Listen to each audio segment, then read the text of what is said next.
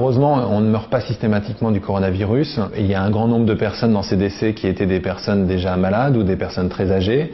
Il faut savoir que tous les ans, vous avez 10 000 personnes en France qui meurent de la grippe. Donc on est loin de ces chiffres. Ce que l'on remarque par exemple, ce qu'on peut rajouter, c'est que les enfants sont très peu touchés. C'est déjà ce qu'on avait remarqué avec le SRAS.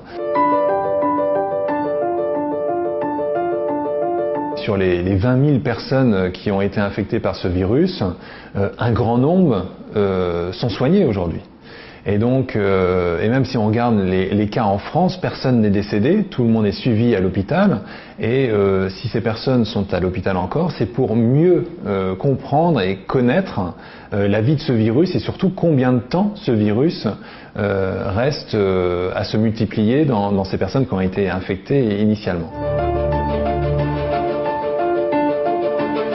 Il n'y a pas d'inquiétude à avoir. Le virus ne se répand pas du tout dans la population française actuellement.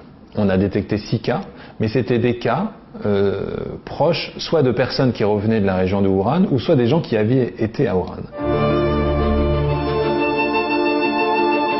Quelqu'un de malade qui tousse va expulser des postillons contenant ce virus, et une personne qui est assez proche, à peu près à 1 mètre, 1,50 m, va respirer et donc va inhaler des particules virales qui vont potentiellement l'infecter. Si vous toussez et que vous êtes malade, vous allez larguer, je dirais, des postillons sur un clavier d'ordinateur. Bien, une personne qui passe derrière, qui tape sur ce clavier, peut se toucher le visage, rapprocher ses doigts du nez et inhaler une particule virale.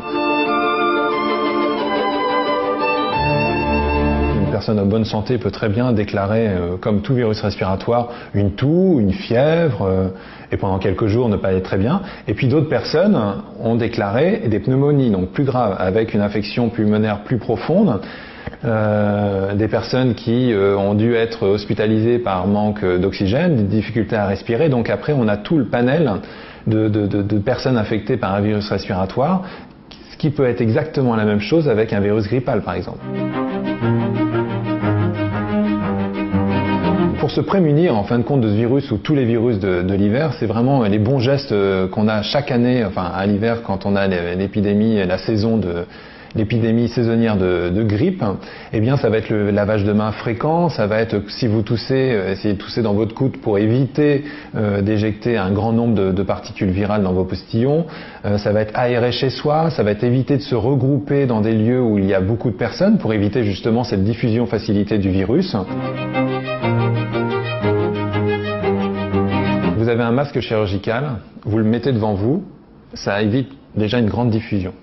En revanche, un masque chirurgical, quand quelqu'un tousse devant vous, vous allez respirer et donc les particules vont rentrer sur les côtés. Un masque chirurgical, c'est juste pour protéger le malade lorsque le chirurgien est en train d'opérer. Mais aujourd'hui, je le répète, c'est-à-dire que si vous n'avez pas de masque, c'est pas quelque chose qui doit vous faire paniquer. L'exportation de produits chinois ne comporte aucun risque. Même un carton sur lequel il y aurait une particule virale dans un transport par bateau par exemple dure plusieurs jours, même plusieurs semaines, donc la particule virale au bout de quelques heures est détruite, donc il n'y a aucun risque. Après, des cartons qui pourraient ou des colis qui pourraient venir par avion se retrouveraient dans les soutes, et donc dans tout ce qui est soute, il fait très froid et il me semble qu'il y a une dépression importante, donc les particules virales ne pourraient pas supporter cette dépression et donc seraient tout de suite inactivées. Donc il n'y a aucun risque d'importer des produits chinois.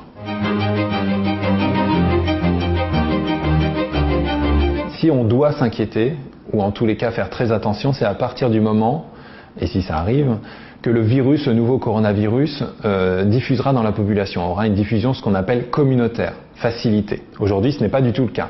On voit une diffusion communautaire à chaque saison d'épidémie grippale. Et c'est le cas en ce moment. C'est-à-dire que la grippe est en train de monter en flèche, on n'est pas du tout au pic, on est vraiment en phase ascendante de l'épidémie, et on pourrait très bien se retrouver, si le coronavirus devenait un virus épidémique, avec 2 virus épidémiques, un virus grippal, un virus, le nouveau coronavirus, et on pourrait toucher, et ces 2 virus pourraient toucher à la fois les personnes fragiles ou des personnes avec des comorbidités, donc ce que l'on observe fréquemment, des personnes qui sont hospitalisées à ce moment-là.